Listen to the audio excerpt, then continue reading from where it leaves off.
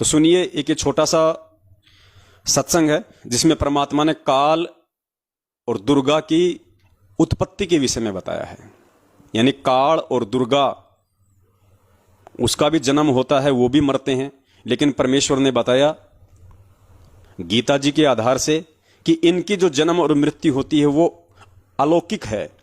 वो आप और हमारी तरह मां के गर्भ से ये जन्म नहीं लेते। आप और हमारी तरह ये किसी बस से एक्सीडेंट होके नहीं मरते, ये किसी बीमारी से नहीं मरते, और ना किसी मां के गर्भ से ये जन्म लेते। परमेश्वर ने बताया उनके पास में एक शब्द शक्ति है, उस परमेश्वर के आशीर्वाद से। कबीर भगवान ने इन दोनों को एक वरदान दिया हुआ है, इनके पास में एक शब्द शक्ति है।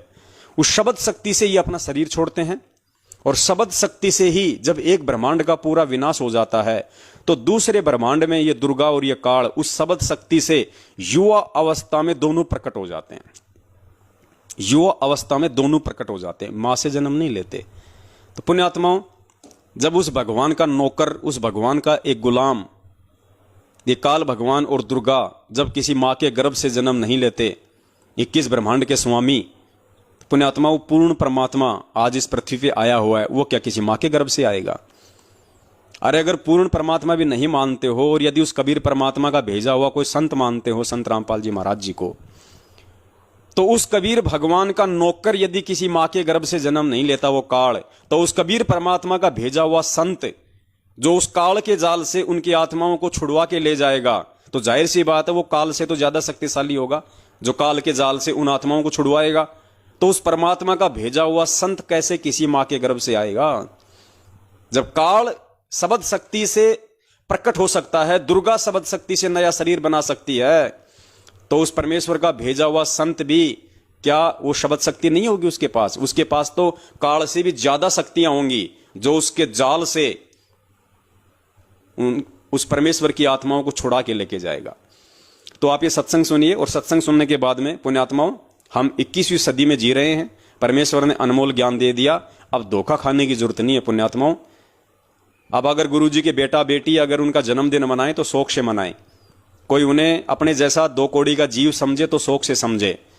हालांकि अब तो उनको शर्म आने लग गई है। अब की बार हो सकता है वो जन्मदिन नहीं रखेंगे, मानते तो उन्हें जन्म लिया हुआ है, लेकिन जो मनाएंगे वो उसका नाम रखेंगे अवतरण दिवस, या हो सकता है वो प्रकट दिवस भी रख दें, क्योंकि संगत हर तरीके से उनको बोलने लग गई कि नालायको, तुमने इतने दिन हो गए गुरुजी की संगति करते हुए, तुम आज तक ये नहीं जान पाए, तुम आज तक ये नहीं पहचान पाए कि गुरुजी है कौन, सतगुरु की भूमिका कौन करता है, तत्वदर्शी संत की भूमिका करने सतलोक से कौन आता है, अपने द्वारा रची गई सृष्टि की सही सही जानकारी पृथ्वी लोक पे आके कौन देता है।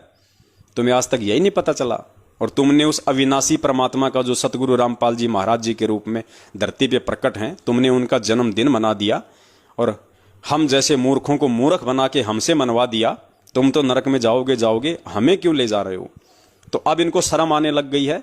हो सकता है अब की बार 8 सितंबर से पहले ये जो पोस्टर या वीडियो बनाएंगे, हो सकता है ये लोग उसका नाम रख दें सतगुरु अवतरण दिवस या सतगुरु प्रकट दिवस, और रख देंगे तो हमारे लिए तो बड़ी खुशी की बात है कि परमेश्वर ने जो है वो सत्य की जीत करवाई। परमात्मा ने अपने सत्सेवक बच्चों की जो मेहनत है उसको सफल बनाया। हम तो यही चाहते हैं कि सभी लोग सच्चाई के रास्ते पे आ जाएं, किसी भी तरीके से आए। तो सुनिए परमात्मा का ये सत्संग और विचार कीजिए। जब उस परमेश्वर के नौकर किसी मां के गर्भ से जन्म नहीं लेते हैं, शब्द शक्ति से स्वयं ही वो प्रकट होते हैं, तो परमेश्वर जब इस पृथ्वी लोक पे आएंगे तो क्या किसी मां के गर्भ से जन्म लेके आएंगे? उसके बाद पुण्यात्मा विचार करना कि गुरुदेव कौन है।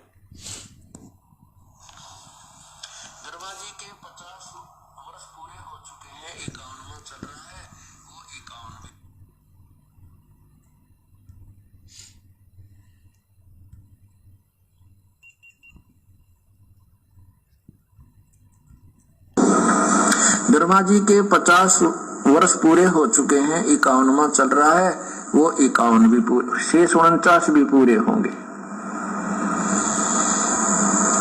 और ब्रह्मा जी की मृत्यु होगी।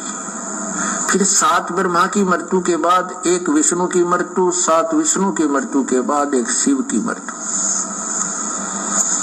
ऐसे 70,000 बार ये इनकी जन्म मृत्यु एक होलेगी किसकी? शिव की। तो उस समय 49,000 बार तो विष्णु मर चुका होगा, और 49 को 7 से गुणा कर लो, 3 अरब कुछ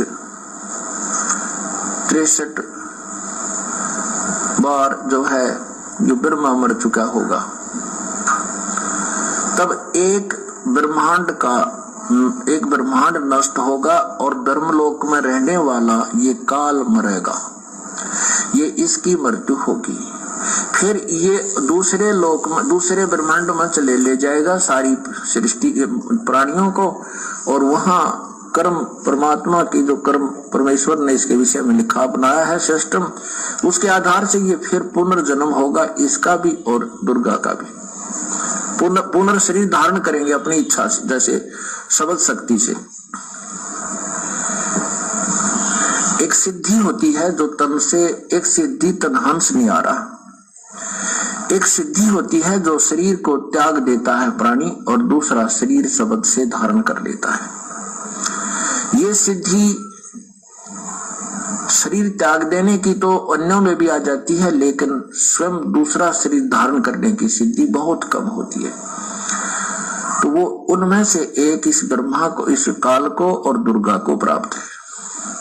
तो दूसरे ब्रह्मांड में जाकर के ये यहाँ शरीर छोड़ मर जाता है, तो ये दूसरे ब्रह्मांड में ले जाता है सारे इसको जीव प्राणियों को। वहां फिर नए सिरे से अपनी दुर्गा से ऐसे ब्रह्मा विष्णु महेश की उत्पत्ति करते हैं, फिर वहां सृष्टि क्रम को जारी कर देते हैं। तो पुण्यात्माओं, ये सत्संग जो हमें परमपिता परमेश्वर जी ने रातों को जाग जाग के सुनाए थे, आज इन सत्संगों के मर्म को, इन सत्संगों के निष्कर्ष को आज हमने समझना पड़ेगा, और हमने ये सत्संग अपने पूज्य गुरुदेव जी के ऊपर एप्लीकेबल करने पड़ेंगे, अपने जीवन के ऊपर एप्लीकेबल करने पड़ेंगे। क्योंकि सत्संग सुनना एक अलग चीज है, सत्संग के निष्कर्ष को जानना, रहस्य को जानना, उसके तत्व को जानना एक दूसरी चीज है। तो अब हमने इस सत्संग से यही निष्कर्ष निकालना है, जब उस परमेश्वर के 2 नौकर गुलाम, परमेश्वर कहते हैं कि भाई काल जो पीसना जोरा है पणिहार, ये 2 असल मजदूर हैं मेरे साहिब के दरबार। ये तो उस परमात्मा के मजदूर हैं, नौकर हैं। तो पुण्यात्माओं, जब उस परमेश्वर के नौकर किसी माँ के गर्भ से जन्म नहीं लेते हैं और उनके पास में एक सिद्धि है दोबारा से शरीर धारण करने की, प्रकट होने की, तो सोचिए आज हमारे पूज्य गुरुदेव जो कि स्वयं पूर्ण ब्रह्म परमेश्वर हैं, जिन्होंने इस काल और दुर्गा को वो शब्द शक्ति दी, तो क्या वो परमात्मा किसी माँ के गर्भ से जन्म लेके आएगा? क्या परमात्मा जेर में लिपट के आप और हमारी तरह आएगा? क्या परमात्मा एक मानुष की तरह से आएगा? और जो स्वयं जो माँ के गर्भ से जेर में लिपट के, उस गंदगी में लिपट के 9 महीने माँ के पेट में वो गर्भ भोग के आएगा, तो सोचो पुण्यात्माओं, ऐसा प्राणी आप और हमें कैसे यहां से मुक्त कर सकता है? क्योंकि माँ के गर्भ में 9 महीने नरक भोग के वही प्राणी उस विधि से बाहर आएगा जिस विधि से आप और हम आते हैं, जिसका इस पृथ्वी लोक पे उस आत्मा के साथ में, उस माँ के साथ में कोई ऋण संबंध होगा। और ऋण संबंधों में बंधा हुआ प्राणी हमें क्या मुक्त कराएगा? हमें मुक्त नहीं करा सकता। हमें तो वो मुक्त कराएगा जो सारे बंधनों से मुक्त है, जो सारे जो है ऋणों से मुक्त है। तो इस पृथ्वी पे वर्तमान में यदि ऐसी कोई भूमिका कोई निभा रहा है जो सारे बंधनों से मुक्त है, जो सारे ऋणों से मुक्त है, केवल और केवल परमपिता परमेश्वर सतगुरु रामपाल जी महाराज जी हैं।